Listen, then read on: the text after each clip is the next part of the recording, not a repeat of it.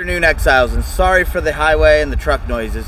We're a couple miles down from the house, and we're after this plant right here, this goldenrod. It's easy to identify because of these bright yellow leaves or flowers. You can see them from a mile away while you're driving down the road. And we're under a power line easement harvesting this stuff. It is really good antifungal. We can make some soaps, some antifungal lotions or stuff, and antifungal cleaners for the bathroom and for our shoes and stuff like that out of this stuff. And hold on a second, Thomas. So we're harvesting it now, and then we're gonna take it home and dry it. Oh, hold on a second. Thomas found something cool.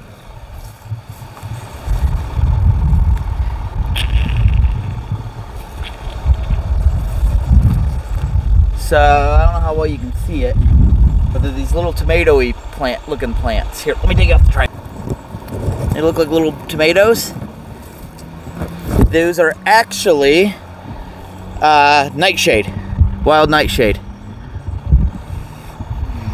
It's a relative of tomatoes, and that is the relative of tomatoes that's really poisonous, that made people in the past think all tomatoes were poisonous.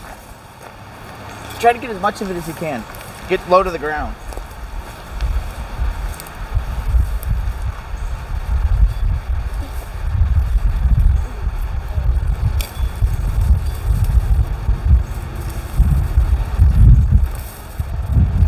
I found something that I don't want to miss. So I got this little folding knife. I got it off of Amazon. And it's really good for harvesting stuff like this and cutting it up. And then we'll tie it up and dry it when we get home. Found some thorns. Well, I told you to be careful and watch out for thorns. Oh, and in case you're wondering, the general rule is if your power line easements, ditches, stuff like that, you can harvest stuff like this out of them, as long as you're not taking all of it out of one area, or like cutting down trees or doing things destructively.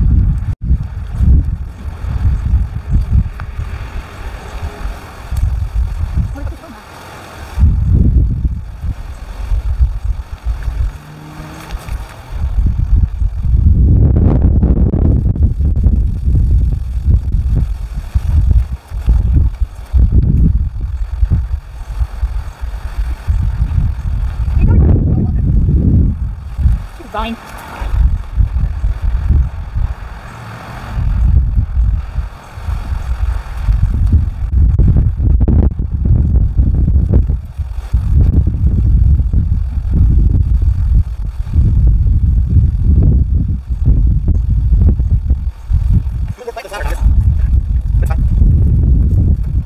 Yeah, I was starting on these.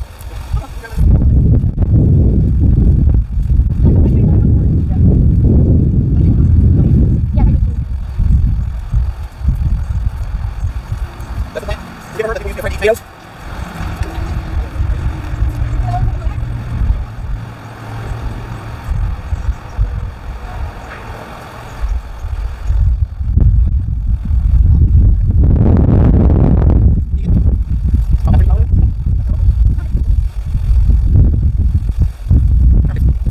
We got this big pile of it. That should be enough to get us started on whatever we need to do.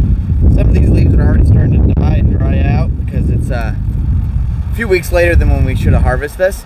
And here. And Thomas found this cool little pretty flower to give to his mom. Works for home, so she shut off the stuff so she take a short little break, and Thomas found something to give her. Aw, thank you, sweetie. That's adorable. Thank you. Can I get a hug? Oh, your ears are... Okay, it was sprinkling some when we harvested this stuff, so it's really wet and green. So before we tie it up, we're going to set it on the table, and then every few hours, Thomas is going to go by and fluff it up. Right, Thomas? You can handle that. And I'll try to get a fan on it too. And then the next step we got to go through is take... What pocket did I put them in? Take the bypass shears and go through here and clip all the flowers off, because we don't want that. All we really want is the leaves, so after they dry we'll be able to get the leaves off. But it's easy to take the flowers off now. Thomas is going to start on that while I go find a fan. Alright, so Thomas is still trimming off the flowers and pulling out any weeds, other weeds we got by mistake, like here's a plantain stem. I got the little fan put on it on low. We just need air moving around it. We're not really trying to blow it dry. We're just moving air around it. And this is what the plant looks like. Yep, that's the little flower. And to power the fan so we don't have extension cords, I grabbed our big Anchor battery backup doodad thing that has 120 volt output on it.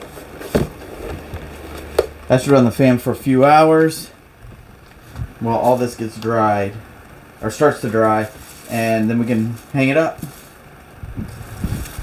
Okay, so all this set in front of the fan for a few hours yesterday to the battery, and that thing died. Probably like 7 or 8 hours. Sarah came up with the idea of putting them on these drying racks, and for like cookies, cooling racks to help them dry, and that's stuff like that. And I've said it before in videos, is why God said man is not meant to be alone, because I never would have came up with that idea.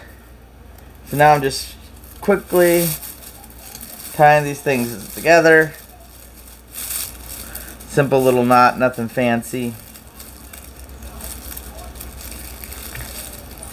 And then pull out a few feet of it, and then I'll cut it off.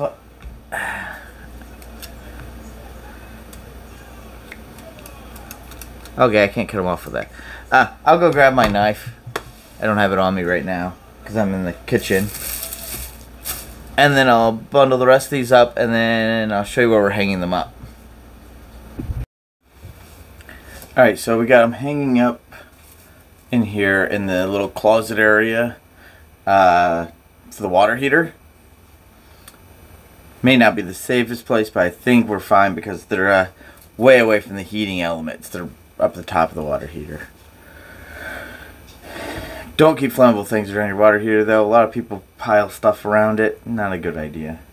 But anyway, we got them up here so the leaves can start drying. Once the leaves start dry, we can strip all the stems off and then store this in some mason jars and vacuum seal bags, stuff like that, so we can use them to make fungal medicine for ourselves. So like mouthwash for thrush, or stuff for like lotions or anything like that for athlete's foot, or anything that comes along.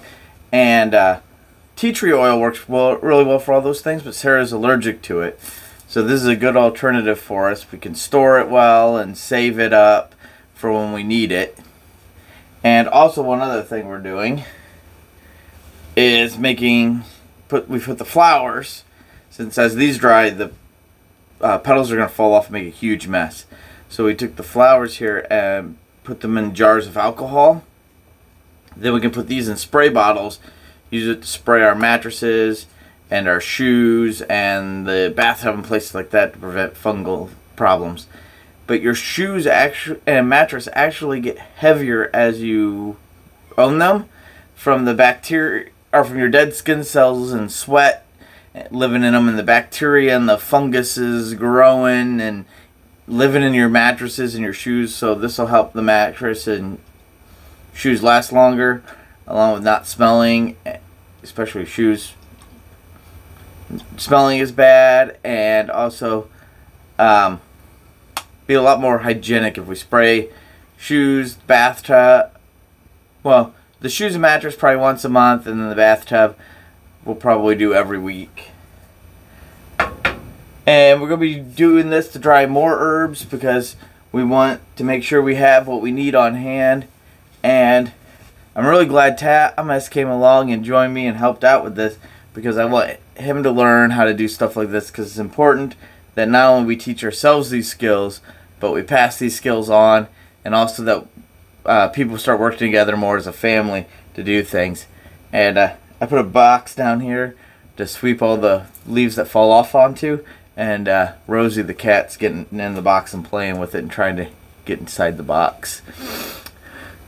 But anyway, so I hope you find this at least a little useful, and I gave you not just some tips on how to harvest this stuff and dry it, but also gave you some more useful information. And I hope you have a great day. Thank you for watching, and remember, we, his people, will start rebuilding.